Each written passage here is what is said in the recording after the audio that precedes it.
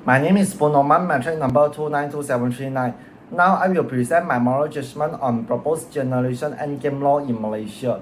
From my point of view, I fully support the implementation of GEG law in Malaysia because it will bring numerous advantages to personal health. As we all know the harm that smoking does to the body, such as lung cancer, pancreas cancer, autoimmune disorders, heart attack and stroke, as well as premature death. So it is crucial to avoid smoking as they can raise the quality of life, prolong life by up to 10 years, and reduce the risk of harmful health impacts. According to Centers for Disease Control and Prevention, there is no safe threshold for second-hand smoke exposure, and even a short exposure can have harmful effects. Then, smoking is easily addictive and difficult to stop due to its carcinogenic substance. Even after quitting, withdrawal reactions can be painful and difficult to bear. Therefore, smoking not only negatively impacts health but also brings financial pressure due to increasing price of cigarettes and vapes. It is recommended to avoid cigarettes to save money and spend money wisely. The ontological ethics emphasize morality and obligations, making smoking bans justifiable. They protect people from harm and align with Kant's view that people should be treated as ends in themselves. GEG law offers both health and financial benefits, making this policy a strong endorsement. Meanwhile, utilitarianism strives to reduce health problems and second-hand smoke harm, whereas ethics of care prioritize compassion and interpersonal relationships.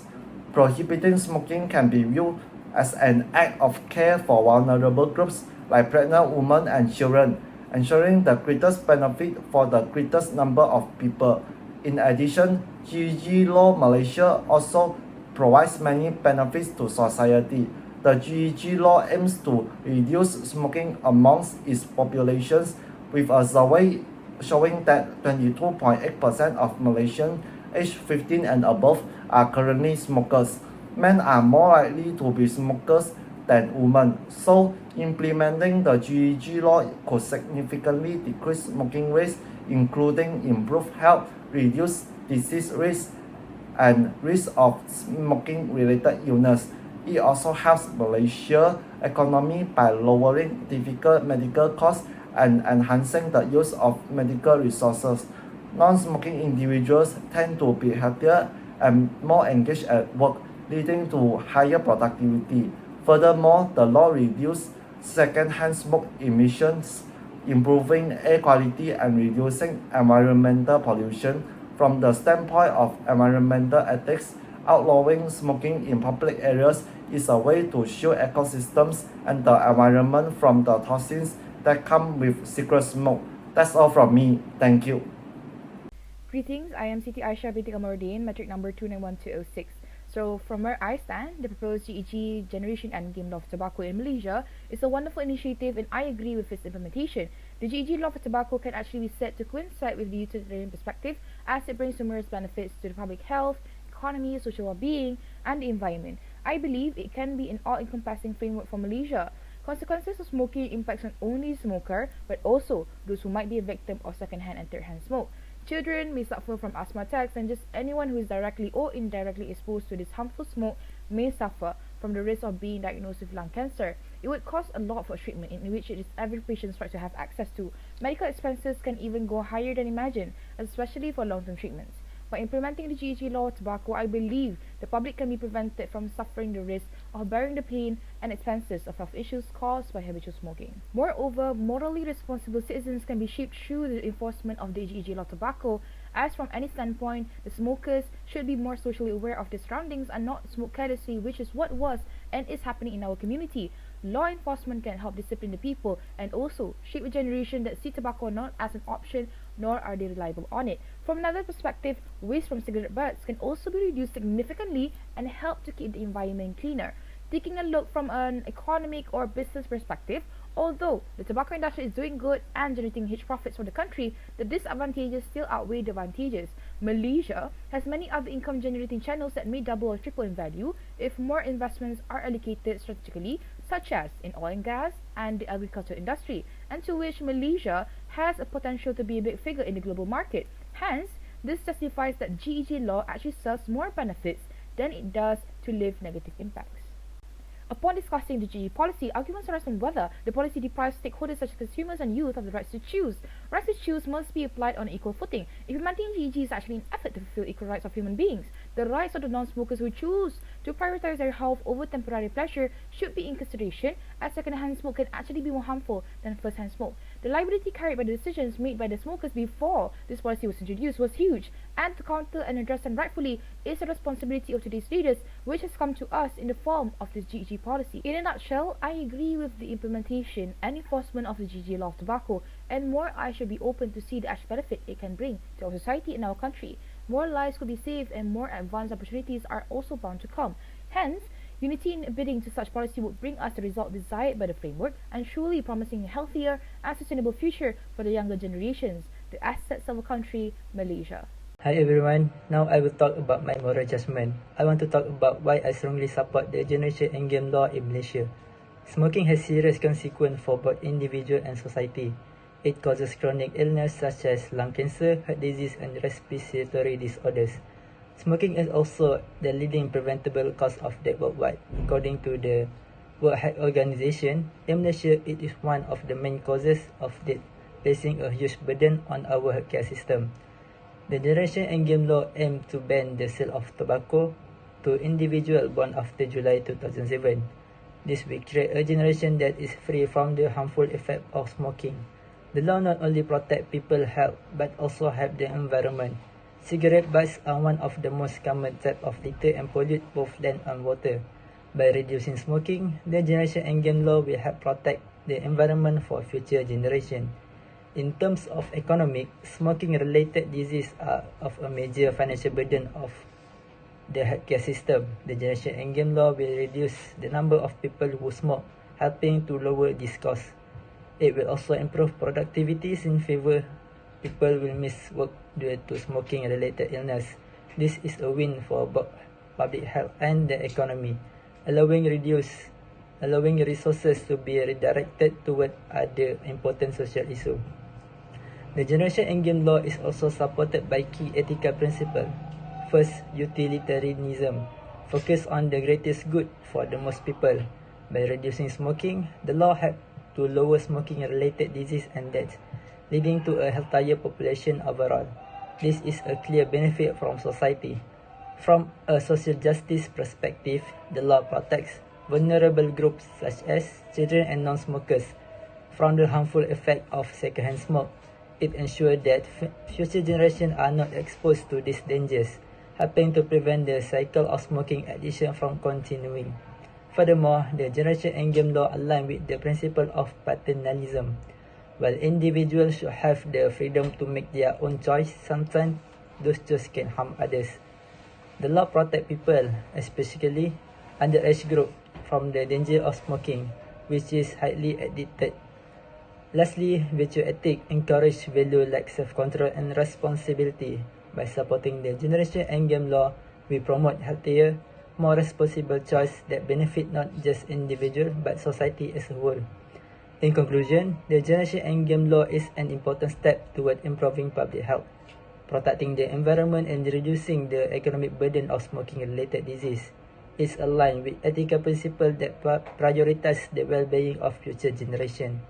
While it may challenge individual freedom, the long-term benefit of creating a healthier, tobacco-free generation are worth it.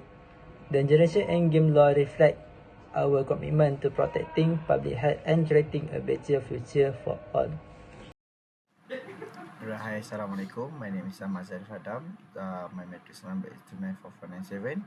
For my moral judgment, that I will be supporting the enforcement of GEG in improving health problem in country. So I will present by 2 points to supporting my judgment. At first is the citizen behavior, and also a second is economic cost. So the first, citizen behavior, I'm looking at the current negative projection for cigarette smoker, which is there is an increase of 100,000 people addicted to cigarettes compared to 2011 and 2019. So, and I do believe that it is a continuous to increase every year. So by banning those born in 2007 from buying cigarettes, it will make a drastic decrease of less than 5% in people behavior toward cigarettes by 2014. So my second point is economic costs.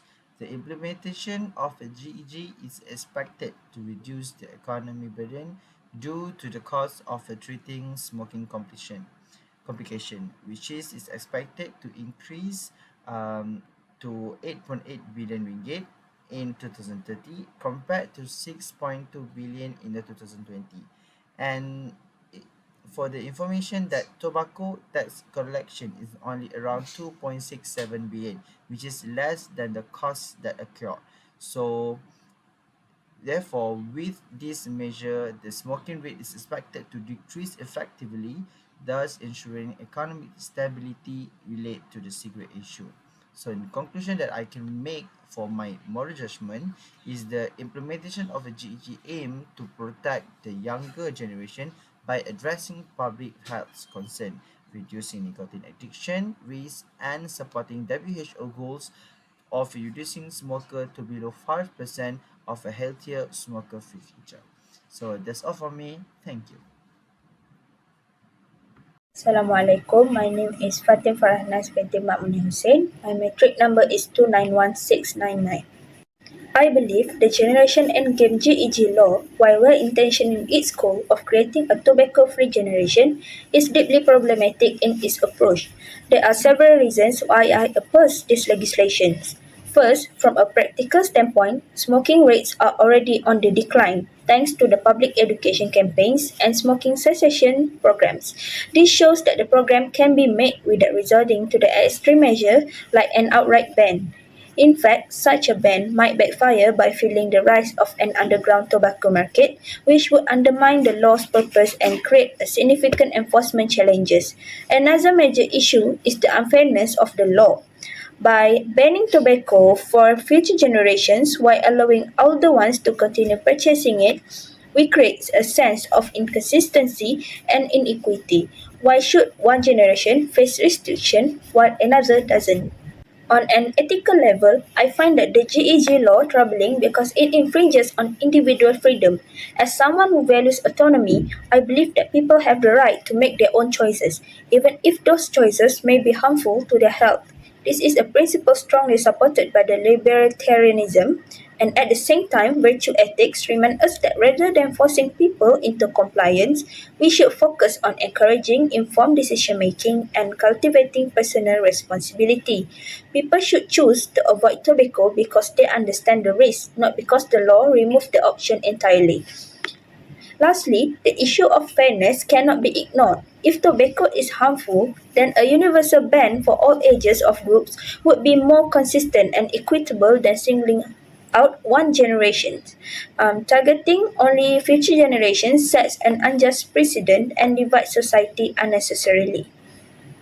In conclusion, I believe that the GEG law is excessive, unfair, and threatens personal freedoms. Instead of imposing a generational prohibition, we should focus on improving education, providing support services, and holding tobacco companies accountable through stricter regulations. These measures are more ethical, sustainable, and effective in addressing the root cause of smoking. Today, I'm here to share my opinions on why I strongly support the implementations of the Generation Endgame or GEG law in Malaysia. This law is not just about reducing smoking, it's about breaking harmful cycles and creating a healthier and more sustainable society for future generations. Let's dive into the key reasons why this law is so important. The first and most significant reason is breaking the cycle of addiction. Without proper control, the number of smokers will continue to grow, perpetuating the habits across generations. When children see family members smoking, they often view it as normal or even enjoyable.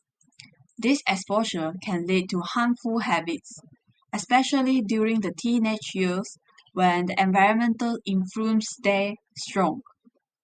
Once addicted, their life can revolve around cigarettes, and their parents unknowingly model the behavior for their children. The GEG law addressed this issue by prohibiting minors from smoking, significantly reducing the access to cigarettes, encouraging smoking families members to act responsibly to avoid exposing the children. With this measure, the GEG law creates a stronger deterrence and increases the chance of breaking this cycle for future generations. After discussing the importance of breaking the cycle of addictions, let's now explore how the GEG law contributes to a healthier and more sustainable society. This law doesn't just benefit individuals, but also creates ripple effects that enhance the well-being of entire communities and the environments. First, it can reducing secondhand smoke. Fewer smokers means fewer victims of secondhand smoke. This directly reduces the risk of several health issues such as lung cancer, asthma, and respiratory problems among non-smokers. Second, it can minimizing the fire risk. Many fires are caused by carelessly discarded cigarette butts that remain partially lit. By curbing smoking, we significantly lower the chance of such accidents, making our community safer. Next, it can protecting the environment. With fewer cigarette butts littering the streets, we can improve cleanliness in public space. It also reduces the toxic effects of cigarette waste on soil and waterways, helping protect our ecosystems. And with less smoke polluting the air, we create fresher, healthier public space for everyone. Finally, the GEG law fosters a cultural shift away from smoking. As smoking becomes less socially acceptable, more people feel empowered and confidently say no to cigarettes. These shifts reduce peer pressure and promote healthier lifestyle choice, especially for younger generation. By tracking this critical issue, the GEG law does more than limit smoking. It ensures a healthier environment, safer communities, and a better quality of life for everyone. This law is a crucial step towards a sustainable and thriving society. Now, let's address a common concern, the claim that the GEG law infringes on individual rights. It's true that the law imposes restrictions, but it prioritizes public health and society welfare over personal convenience. Building a healthier society often requires sacrifice for the greater good. The GEG law fosters a culture of health consciousness, environmental responsibility, and society care. This is not about taking away freedoms, it's about creating a future where everyone benefits from healthier choice and safer environments. To conclude, the GEG law is a bold and forward-thinking approach to improving public health. It aims to eliminate smoking habits over generations. Other society norms take time to change, but the law plants the seeds for a healthier future. Over time, it will reduce smoking-related health crises, environmental pollution, and academic burdens.